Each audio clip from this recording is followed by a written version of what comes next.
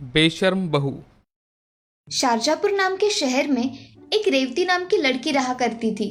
वो बहुत ही सुंदर दिखा करती थी। कॉलेज में उसके बहुत से लड़के दीवाने थे। अब एक दिन रेवती अपनी माँ से, गुड मॉर्निंग मॉम, मुझे कुछ पैसे चाहिए, कुछ काम है। अरे, तुम्हें पैसे किस लिए चाहिए? अरे माँ, कॉलेज में फंक्शन है, इसीलिए मुझे कपड़े खरीदने हैं, मुझे पैसे दे दो। हाँ, ये लो पैसे, मगर जो वापस आए वो मुझे दे देना। जी माँ।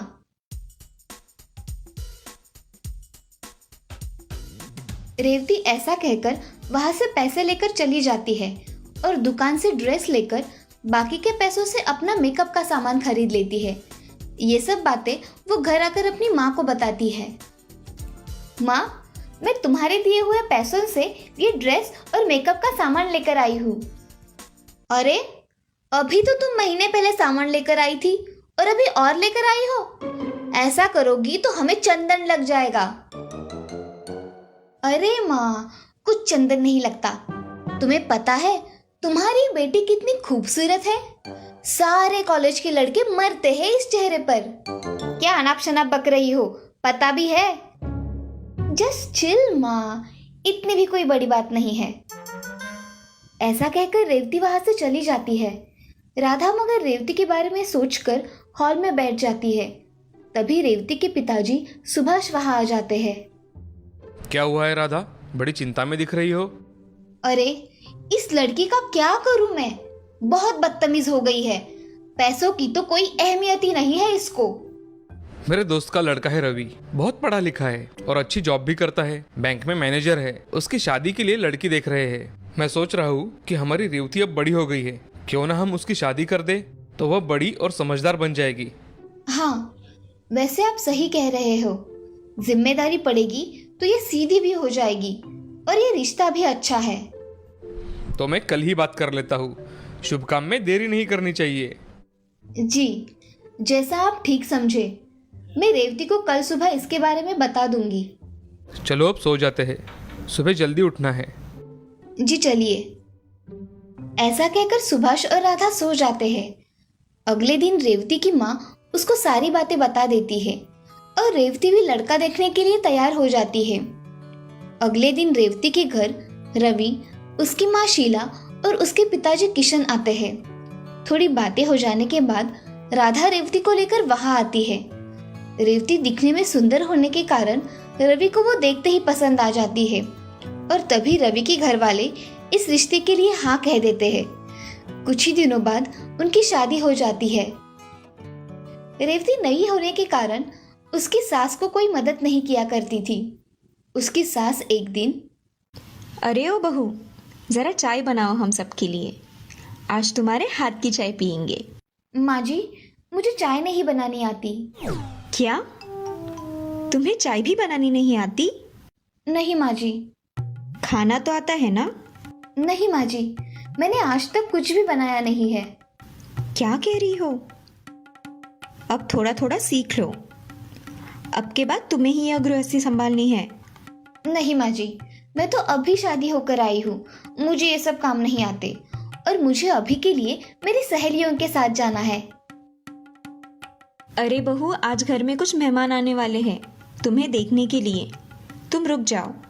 माँ जी, मैंने अपनी सहेलियों को प्रॉमिस किया है, मैं अपना प्रॉमिस नहीं तोड़ सकती। ऐसा कहकर रेवती वहां से अपने कमरे में चली जाती है और तैयार होकर छोटे छोटे नए फैशन के कपड़े पहनकर आती है। तभी उसकी सास और ससुर हॉल में ही बैठे होते हैं। अरे बहू, ऐसे कपड़े पहनकर कहाँ जा रही हो? कुछ शर्म है या नहीं? मैं अपने सहेलियों से मिलने जा रही हूँ, तो ऐसे ही कपड़े पहनकर जाती हूँ, आपको पता नहीं है क्या? अरे बहू, साड़ी में ना सही, पर तुम पंजाबी ड्रेस पहनकर जा सकती हो ना? मैं पहले से ही ऐसे कपड़े पहनती हूँ सासू माँ। अरे शीला, मेरी चाय लेकर आओ। वही बातें करोगी क्या? हाँ, अभी लेकर आती हूँ। और बहू, तुम घर जल्दी आना, ठीक है? ये सास भी ना बहुत रोक टोक लगाती रहती है। जाने दो, मैं तो मेरे फ्रेंड से मिलने जा रही हूँ। ये लीजिए आपकी चाय। और आपने तो बहू को कुछ भी नहीं कहा ऐसे कपड़े पहनने पर। बेशर्मी की भी कोई हद होती है। जाने दो भाग्यवान, धीरे धीरे इस घर के सारे तौर तरीके सीख जाएगी हमारी बहू। मुझे तो नहीं लगता। यहाँ तो चाय बनानी भी नहीं आती, तौर तरीके तो दूर की बात है। ऐसा कहकर शीला अपना काम करने किचन में चली जाती है। ऐसे ही कुछ दिन बीत जाते हैं। तभी घर पर रेवती की कुछ सहेलियां आ जाती है। हाय रेऊ, कैसी हो? और ये काम वाली रखी है क्या तुमने? हाय सोना शिवानी, कैसी हो तुम? ये मेरी सास है। आओ बैठकर बातें करते हैं।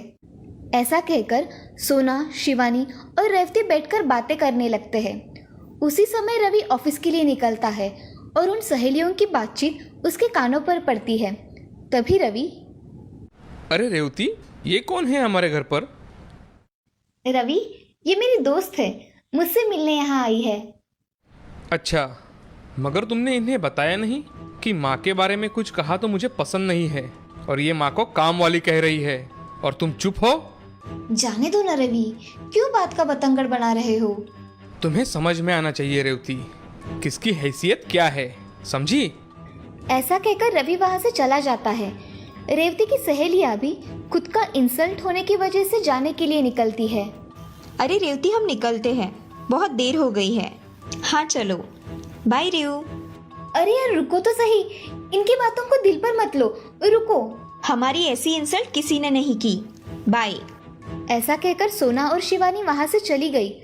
ये सब देख रेवती को बहुत गुस्सा आया और उसने पुलिस स्टेशन फोन लगाया और पुलिस से, नमस्ते इंस्पेक्टर साहब।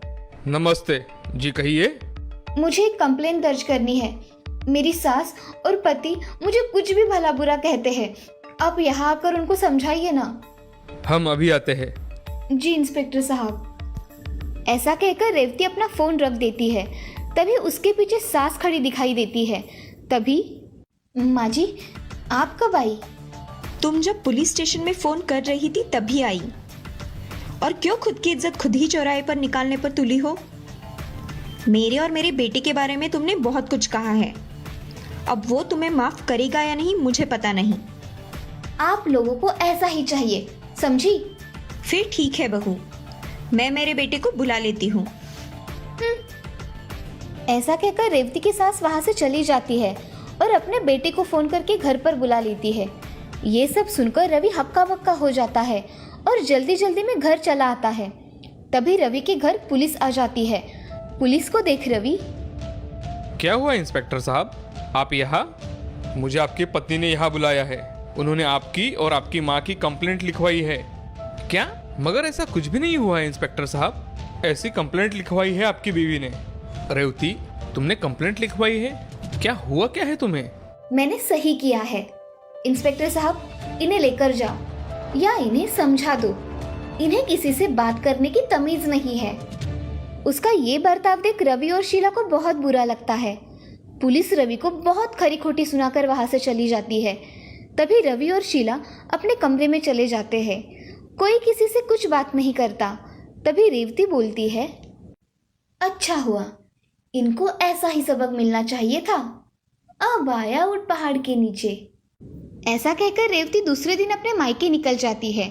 सारी घड़ी घटना रेवती की सास पहले ही उसके माँ को बता देती है और रेवती के घर आने के बाद रेवती की माँ उससे, रेवती तुझे समझ में आ रहा है तूने क्या किया है? बसा बसाया घर उजाड़ दिया है तूने। वो मुझसे बातें ही ऐसे करते थे, इसीलिए मैंने ऐसा किया और मैं वहां नहीं जाने वाली। मेरे घर में तुम्हारे लिए कोई जगह नहीं है। कल को अगर हम तुझे कुछ कह दे तो तू हमें जेल भेज देगी। इसीलिए तुम मेरे घर में नहीं रह सकती। मैं कहाँ जाऊंगी माँ? कहीं भी जाओ। तुमने जो किया है वो बहुत बुरा किया है। अब तुम उनकी माफी मांगो और तुम्हारे अपने घर जाओ, समझी? ऐसा कहकर राधा घर में चली जाती है और रेवती को अपनी गलती का एहसास होता है। वो मन ही मन, मैंने अपने घर वालों के साथ बहुत बुरा बर्ताव किया है, मुझे उनसे माफी मांगनी पड़ेगी। क्या पता मुझे माफ कर दे तो। ऐसा मन में सोचकर रेवती उसके घर चली जाती है। तभी उसकी सास, अब क्या रह गया है बहू? माँ जी मुझे माफ कर दीजिए, मुझसे गलती हो गई। अरे तुम किस मुंह से माफी मांग रही हो रेवती? अगर मेरे बेटे ने तुम्हें माफ कर दिया है तो ही मैं तुम्हें माफ कर दूंगी। हाँ माँ जी, मैं उनसे भी माफी मांगती हूँ। और अब क्या रह गया है रेवती? मुझे माफ कर दीजिए, मैंने बहुत बड़ी गलती कर दी है। मैं आइंदा से ऐसा नहीं करूँगी। रेवती फूट फूट कर रोने लगती है। तभी रवि उसकी गलतियों को माफ कर उसे गले लगा लेता है और तभी से रेवती अपना स्वभाव बदल देती है। अब वो घर में सारे काम मन लगाकर सीखती है और बड़ों का सम्मान करती है। अब वो पहले वाली बेशरम बहू नहीं रही थी, अब वो संस्कारी बहू बन गई थी। इस कहानी से हमें ये सीख मिलती है कि जिंदगी में हमेशा दूसरों के प्रति आदर रखना चाहिए, कभी भी किसी का अपमान नहीं करना चाहिए, सभी के साथ अच्छा व्यवहार करना चाहिए। झगड़ालू सा